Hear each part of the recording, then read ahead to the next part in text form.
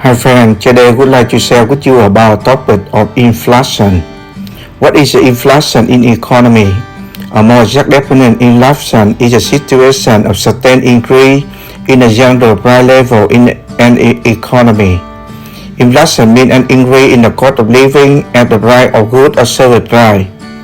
What is inflation? An example. Definition of example of inflation. Inflation is an economic term that refers to environment or generally rising prices of goods and services within a particular economy. For example, prices for many consumer goods are double that 20 years ago. What is the main cause of inflation? There are two main causes of inflation, demand pull and cost push. Both are responsible for general rise in prices in an economy. Is inflation good or bad?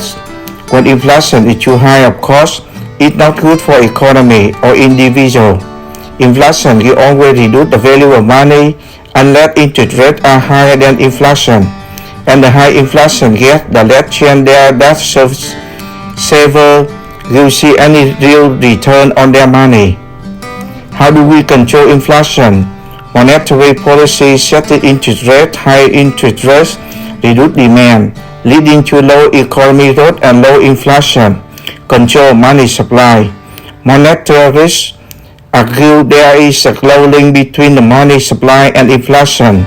Therefore, controlling money supply can control inflation.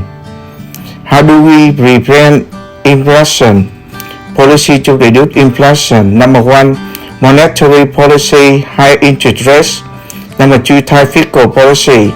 High income tax or low government spending will reduce aggregate demand, leading to lower growth and less demand pull inflation. Who does inflation benefit?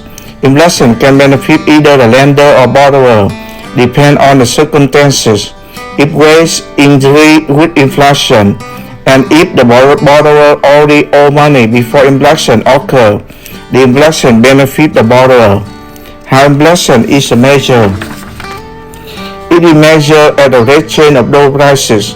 The most well-known indicator of inflation is the Consumer Price Index, which measures the percentage of change in the price of market goods and services consumed by a household. What affects inflation? Inflation is a measure of the rate of rising prices of goods and services in an economy. Inflation can occur when prices rise due to increase in production costs, such as raw material and wage. A surge in demand of products and services can cause inflation as consumers are willing to pay more for the products.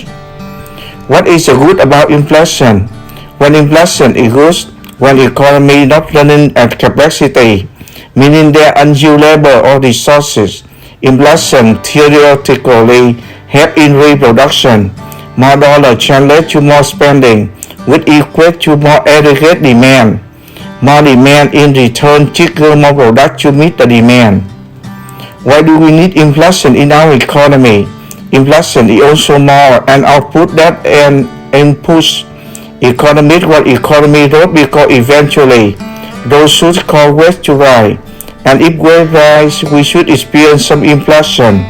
And one of the reasons when short-term paper offers yield on saving is because the threat of inflation over time. What do you mean by inflation? Inflation is an increase in the price of goods or service over time. In an economic term, that means you have to spend more to fill your gas tank, buy a gallon of milk, or get a haircut. Inflation increases your cost of living. U.S. inflation has reduced the value of dollar. Remember, subscribe to see the next video. Thank you. Chào các bạn, hôm nay tôi muốn chia sẻ với các bạn về một đề tài của lạm phát. Lạm phát trong nền kinh tế là gì? Một định nghĩa chính xác hơn về lạm phát là tình trạng gia tăng bền vững mức giá chung trong một nền kinh tế. Lạm phát có nghĩa là sự gia tăng về chi phí sinh hoạt như giá hàng hóa và dịch vụ gia tăng. Lạm phát và ví dụ là gì? Định nghĩa của ví dụ về lạm phát. Lạm phát là một thuật ngữ kinh tế dùng để chỉ một môi trường có giá, cả hàng hóa và dịch vụ tăng cao trong một nền kinh tế cụ thể. Ví dụ giá nhiều mặt hàng tiêu dùng cao cấp gấp đôi so với 20 năm trước. Nguyên nhân chính của lạm phát là gì?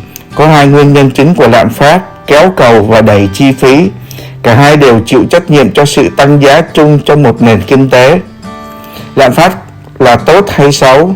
Khi lạm phát quá cao, tất nhiên nó không tốt cho nền kinh tế hoặc cả cá nhân. Lạm phát sẽ luôn làm giảm giá trị của tiền. Từ khi lãi suất cao hơn lạm phát và lạm phát càng cao, càng ít cơ hội người tiết kiệm sẽ thấy bất kỳ lợi nhuận thực sự vào từ tiền của họ. Làm thế nào để chúng ta kiểm soát lạm phát? Chính sách tiền tệ đặt lãi suất cao hơn làm giảm nhu cầu, dẫn đến tăng trưởng kinh tế thấp hơn và lạm phát thấp hơn. Kiểm soát cung tiền, các nhà kiếm tiền cho rằng có mối liên hệ chặt chẽ giữa cung tiền và lạm phát, do đó kiểm soát cung tiền có thể kiểm soát lạm phát. Làm thế nào để chúng ta ngăn chặn lạm phát? Chính sách giảm lạm phát. Số 1. Chính sách tiền tệ, lãi suất cao hơn. Số 2. Chính sách tài khóa chặt chẽ, thuế thu nhập cao hơn và hoặc chi tiêu chính phủ thấp hơn sẽ làm giảm tổng cầu, dẫn đến tăng trưởng thấp hơn và giảm nhu cầu kéo lạm phát. Ai lạm phát có ích? Lạm phát có thể có lợi cho tất cả người cho vay hoặc người đi vay, tùy theo vào hoàn cảnh. Nếu tiền lương tăng theo lạm phát và nếu người vay đã nợ tiền trước khi lạm phát xảy ra, lạm phát mang lại lợi ích cho người vay.